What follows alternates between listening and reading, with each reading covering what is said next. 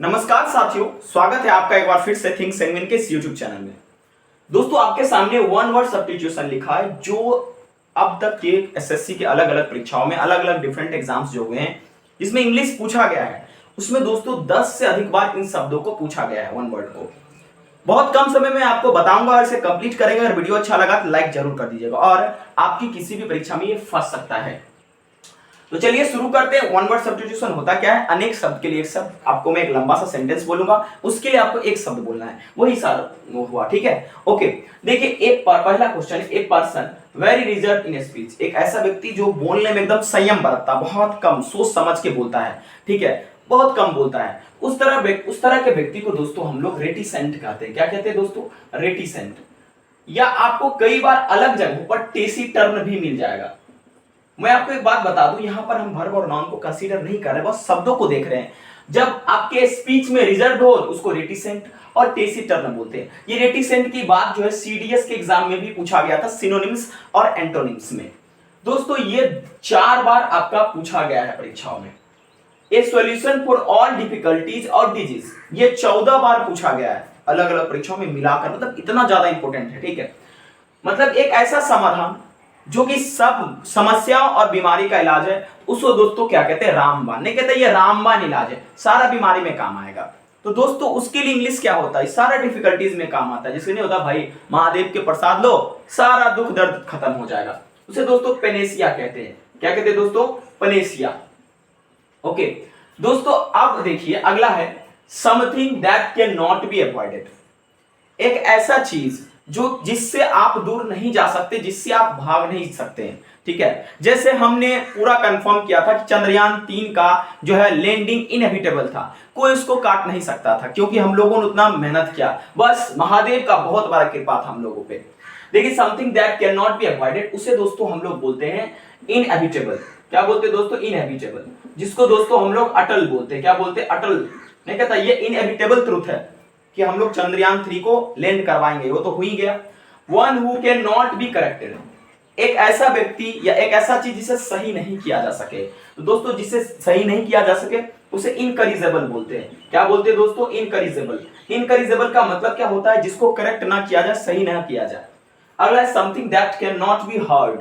ठीक है, हियर्ड नहीं पढ़िएगा, इसको हर्ड पढ़ते हैं। ऐसा चीज जिसको सुना नहीं जा सकता। अगर सुना जा सकता है तो ऑडिबल पे जाओ, और जिसे सुना नहीं जा सकता उसे इनऑडिबल बोलते हैं। इनऑडिबल का मतलब होता है जो कि सुना नहीं जा सके।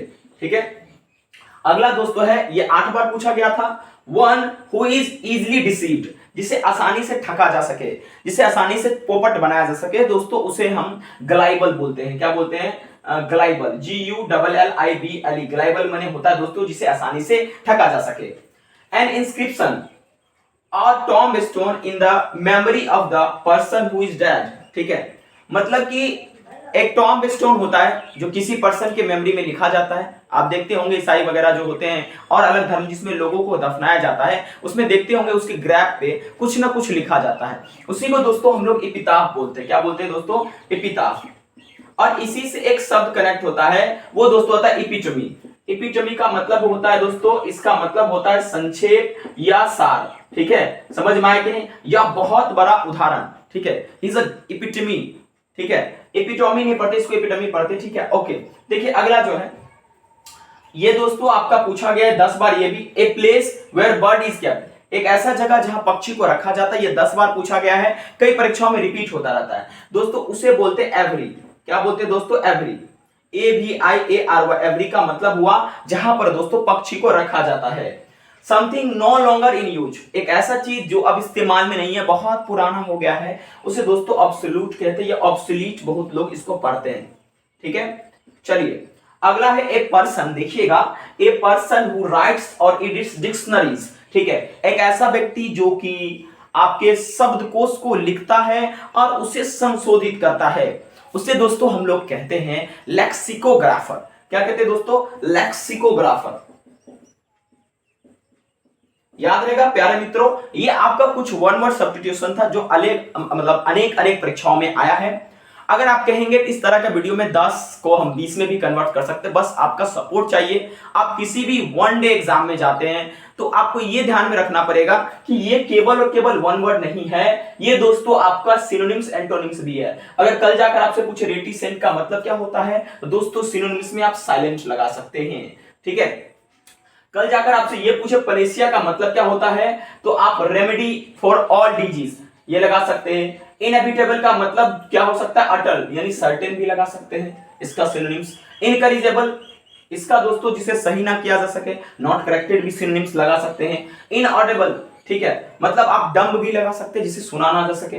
ग्लाइबल मतलब क्या दोस्तों, आसानी से जिसे ठगा जा सके, आप कह सकते हैं काउ लाइक। उसके बाद दोस्तों अगला जो है एपिटाफ, इसे छोड़ दीजिए।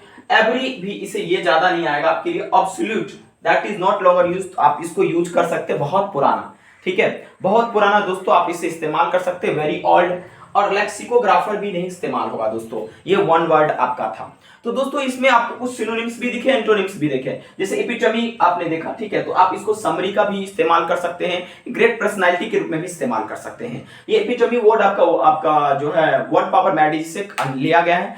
Thank you very much for watching this video. If you find any error just comment. If you like this video give love and support in comment. तो दोस्तों इस तरह के कई सारे वीडियो हम आप तक लेकर आएंगे। Thank you very much for watching this video. Have a good day.